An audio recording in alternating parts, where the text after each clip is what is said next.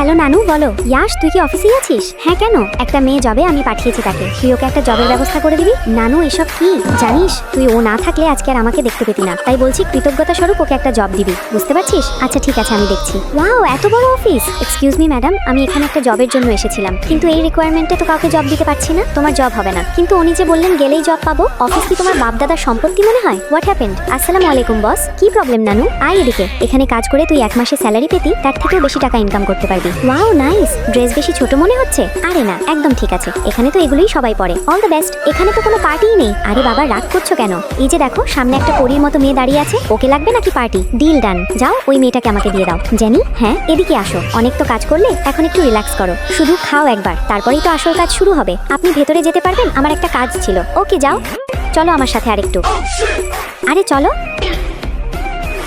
আও, আমার প্লেনের মধ্যে বাগড়াবিতে এসেছিস কি তুই? আমি তোর বস। আসলেই তো এটা বস। সরি বস, আমার ভুল হয়ে গেছে। বললাম তো আমার ভুল হয়েছে, সরি। তাছাড়া তুমি তো ওর সাথে ছিলে না, তাহলে প্রবলেম কোথায়? কিছু না। বাই এনি চান্স তুমি কি অন্য কারোর সাথে ছিলে? এরকম কিছুই না স্যার। কোনো সমস্যা হয়েছে কি? আমি আসছি। থ্যাঙ্কস। ওয়েট, ও যেই জবের জন্য অ্যাপ্লাই করেছে এটা দিয়ে দাও। কিন্তু স্যার, এটা কোম্পানির রুলসের বাহিরে। আমি যা বলছি তাই করো। ওকে, থ্যাংক ইউ আমাকে হেল্প করার জন্য।